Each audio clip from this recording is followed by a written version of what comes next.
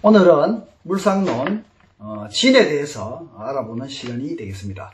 인과 묘를 지나서 이제 진월에 어떠한 환경과 상황이 펼쳐지며 어떻게 해석을 하고 통변할 것인가에 대해서 알아보는 시간이 되겠습니다. 자, 진이라고 하면 이제 글자 그대로 보면 용을 의미하는데, 용은 11개의 동물을 합쳐놓은 종합적인 어떤 동물입니다. 그래서 이 진의 특징은 뭐냐면 반드시 기억을 해두세요. 사주명리 통변을 할 때도 진이 지지에 깔려 있을 경우에는 종합성과 잡식성, 그 다음에 다양성, 이런 것을 가지고 직업도 보통 2개 이상의 직업을 가집니다. 대체적으로 제가 사주명리 통변을 다양하게 이렇게 다양한 분들을 통변을 해봤지만, 진을 지지에 가지고 계신 분들은 거의 대부분이 2개 이상의 직업이라든지 예술성, 종합성, 잡식성, 이런 것들을 거의 다 가지고 있다는 것을 제가 발견할 수 있었습니다.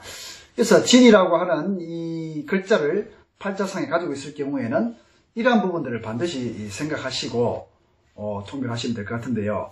우선 우리가 천간과 다르게 지지는 계절을 넘어갈 때에 반드시 거기에는 어떤 중계하고 중죄하고 완충하는 어떤 그런 계절이 있습니다. 그것이 이제 진술충미로 이렇게 표현을 해놨죠.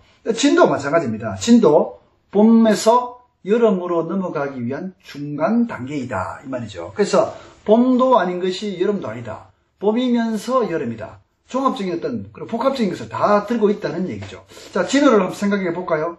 눈을 감고 우리 머릿속에 진월을 생각해 보면, 진월은 4월달입니다. 4월달이 되면 초목으로 있던 나무가지와 풀들이 꽃을 피우기 시작하죠. 천변만화의 변화무쌍함으로써 꽃을 피웁니다. 색이 다양하게 변화되죠. 즉 말하자면 이 진을 기점으로 해서 싹이 꽃으로 바뀌고 온 세상이 색깔을 가지게 되는 아주 변화무쌍함을 가지게 됩니다. 그래서 진달을 용의 달이라고 하면서 변화무쌍함을 그렇게 표현했는지도 모르겠습니다.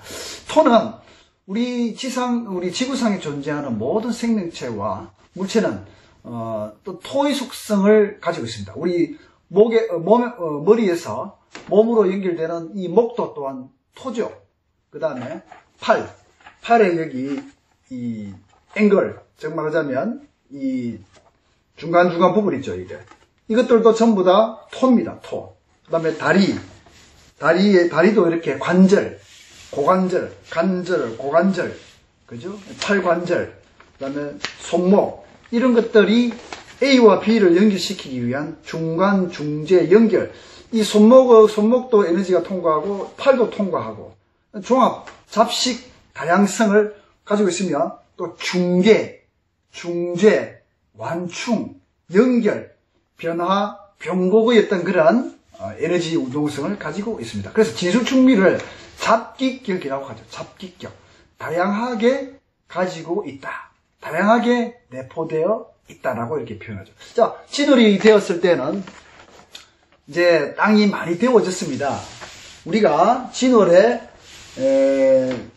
주역의 괴상을 보더라도 양기로 차올라서 음기가 하나만, 지상에 음기 하나만 남아있죠.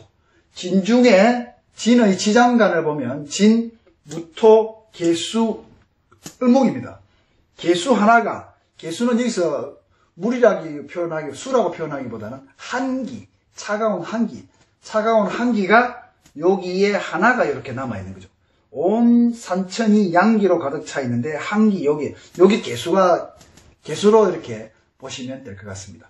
그래야 땅이 지상이 데워지고 따뜻해져서 꽃이 피고 이제 여름으로 가기 위한 준비를 하고, 이제 그 더욱더 변화무쌍하고 펼치고 확장하고 전개하고 열어가는 그러한 운동 속으로 변화되기 시작하겠죠. 그러한 변화를 위한 변곡점에 와 있다라고 보면 됩니다. 그래서 물상적으로 진월이 되었다라고 하면 진월이구나. 이제 어느 정도 따뜻하고 꽃도 화창하게 피어서 변화무쌍하고 축제도 하면서 많은 사람들이 겨울과 봄에 집에서 이렇게 몸을 웅크리고 있었다가 아, 이제 바깥으로 나오기 시작하는구나. 아, 그런 시간과 계절이구나라고 생각하시면 되겠죠. 그래서 이때는 진월에는 이 금과 수를 두 가지의 포인트에서 해석을 해줍니다. 자, 진월에는 금이 있어도 그렇게 애로사항으로 다가오지는 않습니다. 수 또한 마찬가지죠. 수가 차갑다고 하나 이 진달에는 그렇게 차가움으로 다가오지는 않습니다. 물론 진달에는 병화가 화창하게 피어서 꽃들을 화창하게 이렇게 피게 해주는 게 가장 좋죠. 그리고 목들이 동산에 만개해서 꽃을 피운다. 이러면 상당히 좋습니다. 자, 그러면 이때의 금과 수는 어떻게 해석하냐는 것을 잘 봐야 되겠죠. 진월에 금과 수는 두 가지 팩터에서 해석하는데, 첫째, 금수가 이제 조금 강하게 있을 때를 제외하고 금수가 있다라고 보면 약간의 애로사항, 금수로 말미암아 꽃이 약간 늦게 핀다든지, 그 다음에 약간 한기에 의해서 그것이 위축된다든지 하는 그러한 환경을 제공함과 동시에 또 금수가 어느 정도 물을 만들어내고 있어야 뿌리가 그 물을 받아들여서 꽃을 만개하게끔 하겠죠. 그래서 진달에는 이 금수를 이중적으로 이렇게 표현을 해줍니다. 자, 금으로 말미암은 약간의 고초나 애로사항과 그 다음에 금수에 의해서 목화로 펼치기 위한 수분을 공급하는 두 가지 측면에서 그렇게 생각해 볼 수 있습니다. 실제적으로 사주 명조를 판단할 때에도 진달에 금수가 어딘가에 있으면 이 진달이 여름에 가까워질 경우에는 이 금수는 반가운 존재가 될 수 있습니다. 그렇지만 이 진이 봄에 가까울 때의 금수는 약간의 애로사항, 그 다음에 나에게 있어서 뭔가 진행함에 있어서 고초를 약간 줄 수 있는 어떤 그런 존재성이 있다라고 이렇게 표현하죠. 그래서 실제적으로 제가 이제 사주명조 물상론을 이렇게 해석 통별해놨던 그런 하나의 방법론으로서 일단 진달의 계절적인 것을 머릿속에 이렇게 싹 그려봅니다. 아, 진달 임묘진에서 이제 싹이 확 차고 올라와서 키도 제법 크고 그 다음에 온 삼천에 꽃이 만개하고 4월이 되면 벚꽃 축제도 하죠. 날씨는 약간 차갑기는 하지만 그것이 우리에게 뭐 큰 영향을 주지는 않습니다. 그래서 이제 이때의 사주팔자 명조를 물상론적으로 다 펼쳐놓죠. 펼쳐놓고 진달이네.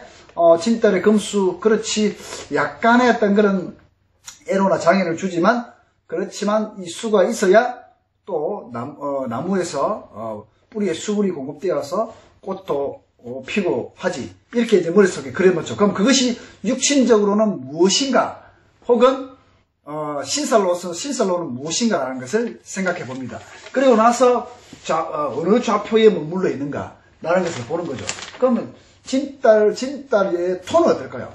토는 많게 되면 항상 그것은 좀 마이너스적인 요소가 있습니다.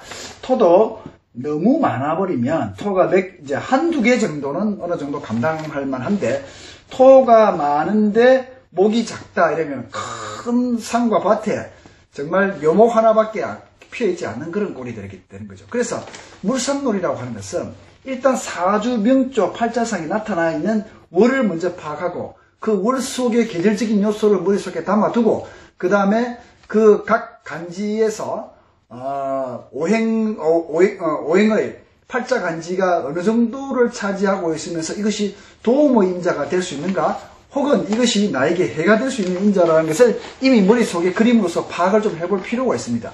그렇게 되고 나면 그것을 육친으로 돌리게 되는 거죠. 이거는 식신이네, 이거는 재네, 이거는 관이네, 이거는 인성이네. 그래서 그것의 밸런스를 이렇게 바라보고 상담을 해준다는 겁니다. 다시 한번 말씀드리면 이 진달은 특히나 진술 충미는 계절을 환절기로서 그 A와 B를 연결시켜주는 중계, 중재, 완충, 그죠? 변화, 변곡, 그 다음에 보호의 속성을 가지고 있습니다. 특히 진달은 다양성과 창조성과 종합성을 또 가지고 있다는 거죠. 여기에는 많은 것을 담고 있다. 그래서 직업의 업상과 업태도 중개니까 부동산 중개, 땅을 가지고 있으니까 땅과의 관계, 또 여기에 용비늘처럼 비까번쩍하니까 또 보석이라든지 보석 이런 거 있죠. 그 다음에 이제 연결 중개니까 어떤 다리의 역할, 그 다음에 이 톤은 또 보호의 속성을 가지고 있습니다. 휴대폰 케이스, 장갑, 모자, 옷, 털 이런 것의 속성을 다 가지고 있는 거죠. 이러한 속성을 가지면서 진달은 봄에서 여름으로 넘어가는 변화의 계절이다. 그래서 이게 잡식성, 그래서 잡기격이구나. 그래서 진중에는 을, 개, 무게, 을이 있는데 진달은 따뜻해지니까 차가운 한기는 땅속으로 들어가야 지상은 따뜻해지면서 꽃이 피고 만물이 번성하게 되니까, 그래서 진달이 되었을 때는 이러한 속성을 가지고 있구나 라고 이렇게 생각하시면 되겠죠. 그리고 나서 진달의 그림을 그려봅니다. 진달이라고 인달은 제가 말씀드린 것처럼 인달의 속성은 이렇고, 묘달은 요렇구나, 진달은 요렇구나라는 것을 머릿속에 이미 담아둔다 이거예요. 자, 진달은 온 대지에 꽃이 피어서 변화무쌍하면서 사람들이 밖으로 나와서 자연을 즐기기 시작하고, 그 다음에 어떤 무언가 겨울과 봄에 하지 못했던 것을 하려고 하죠. 그것을 진행하기 위한 완충의 구간이다라고 볼 수 있죠.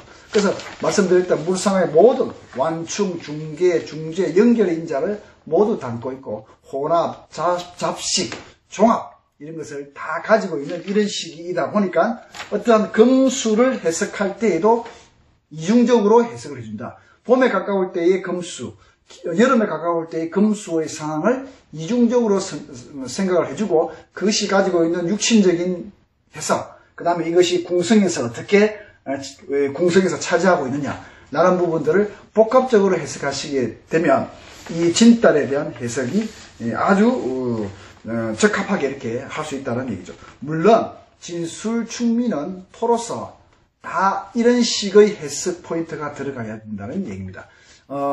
이것이 A는 B다, 그래서 C다라고 할 수는 있겠으나, 이 계절과 에너지가 움직여가는 속성이 그렇게 A, B, 칸을 지르듯이 그렇게 정의 내릴 수는 없습니다.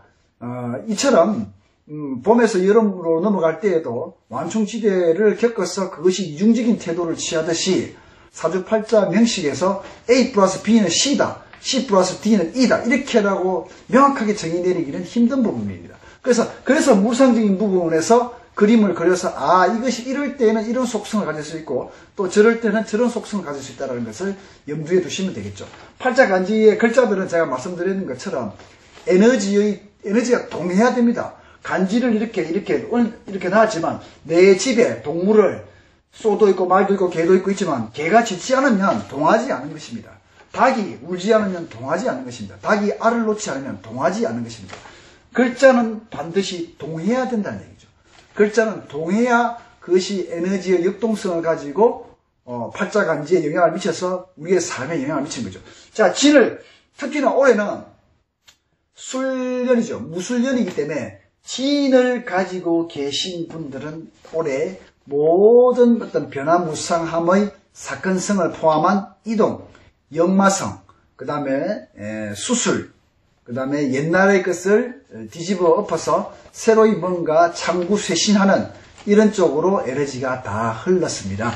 진과 술은 각 세운이 왔을 때 이 충하는 에너지는 반드시 역마, 역동, 충함, 사건성, 그 다음에 어떤 본인의 어떤 신액으로서 다가오기 때문에 올해 술이 와서 진을 두드렸기 때문에 진을 가지신 분들은 다양한 변화와 삶의 어떤 그런 새로운 포인트, 역전의 포인트라든지 이런 것을 많이 가지게 됐죠.